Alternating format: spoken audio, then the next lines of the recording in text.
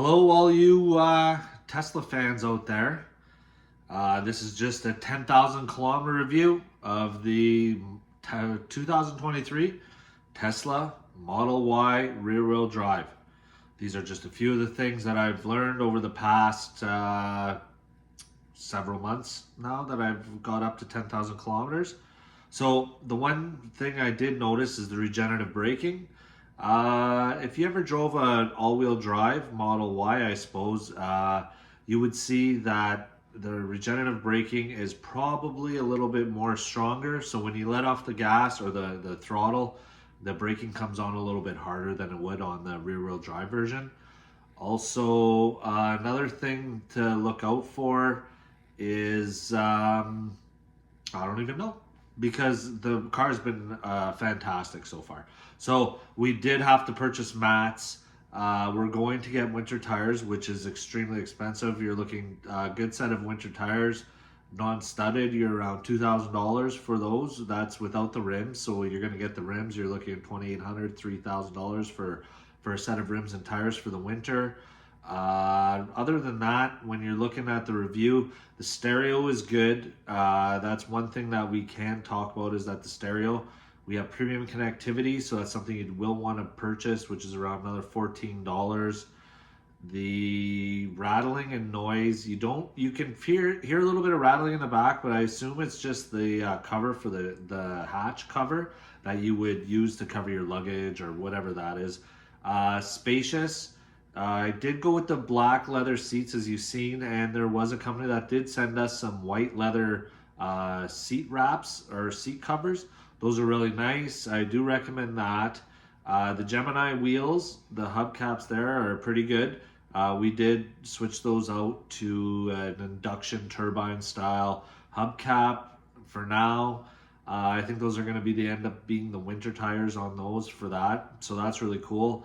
Like I said, you got all your podcasts under premium connectivity. You got all the songs you want. You press the right button, you hold that down, and you can say play Biggie Smalls Untouchable or play Notorious B.I.G. song Untouchable. Next thing you know, song comes up. You could say play Linkin Park, whatever it is, song comes up. That's really good. At first it was hard to get used to navigation, but now navigation's good. I've also noticed the not the regenerative braking, but the what's that called? Preconditioning. You can precondition your vehicle through the app, which is really cool, to set for your takeoff time or whenever you're going to leave your house or your work or whatever. The one big thing so far, so I got 10,000 kilometers on it. I've either charged at a supercharger or I've charged at home or at work with a 110. So basically just same as what you plug in. You're getting about 2% an hour with the 110. I have another video on that you can take a look at. Those things are pretty standard, I guess. Let me guess what else, or let me see what else. Oh yeah, window tinting. You need to get those front two windows tinted. It seems like everywhere I've been told is super cheap until I go there, until I tell them it's Tesla, then it seems to be expensive. So that's one thing with that as well to look out for. Other than that, 10,000 kilometer review. This has been an impeccable machine. Would I buy a Model Y rear wheel drive again? Yeah. So far 10,000 kilometers. What I would do most likely is I would bump it up to the long range all-wheel drive. It says 394 kilometers. I don't know how accurate that is. It still says 394 kilometers to charge at 100%. So I'm not really sure how many kilometers I'm going per charge. I haven't really done any math on that or kept up with that. So if there is anything that any questions you have about the 10,000 kilometer review, go ahead. I did time myself, and I'm gonna have to do this in a video. So the 6.9 seconds is pretty dead on. I started at 0, I hit lap on my iPhone and went, and 0 to 100 so it was around 6.9 seconds. That's perfect. So there's no lying there. It could be a little faster, but really you don't really need it. There is lots of torque in it. You step on the throttle, you can feel, especially when the pavement's wet, you can feel the back end kind of twisting. Like there's some torque in there. We'll see how it goes in the winter, but like I said, it's been all summer driving. It's been a pleasure to drive. Also, there's been lots of bugs on the front. That's been a pain in the butt. The automatic windshield wipers, they seem to be working fine. I see lots of complaints about those on the forums, but that hasn't given me any trouble. We've been in a rainstorm on a highway. It automatically came on, slowed down to the different types of rain with my speed. So I assume that works properly. I do, coming from a truck, I have drove a Mercedes C300. I have drove a Cadillac CTS. This so far compares to the Mercedes with the quietness in the cabin. You look at the pane of glass, super thick. Yeah, so that's pretty much the quietness of the cabin. The only thing you really hear are the tires, so the tires are super loud.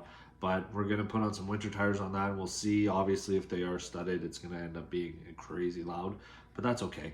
So really, 10,000 kilometer review. Unless you want to know specific things, you can go in the comment section. Leave your comments for any specific questions you have about it. The charging's been fantastic. The range has been pretty much as described so far. Everything else has been pretty much as described. And like I said, the only thing I noticed was regenerative braking isn't as strong as the one when I drove the all-wheel drive long range. And if you are going to go with an all-wheel, or if you are going to go with the Tesla Model Y, personally, I would say go with the long range. Take that leap to that one, because you are probably going to regret it after 10,000 kilometers. So that's that. Like I said, like this video, subscribe to the channel, ask your questions in the comments. I will get back to you.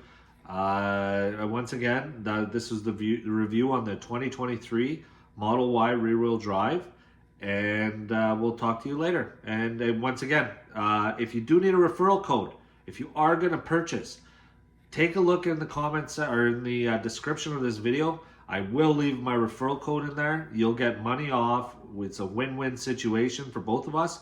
So you're going to love that. Get that referral code. Use that if you're going to buy. And remember that if you don't want to go up and spend that extra $5,000 or $10,000 on the long range, this one, it will suffice. It is good enough. It's one of the best cars I've had so far. So yeah, like I said, any questions, comments, concerns, put it in the comments. Talk to you soon.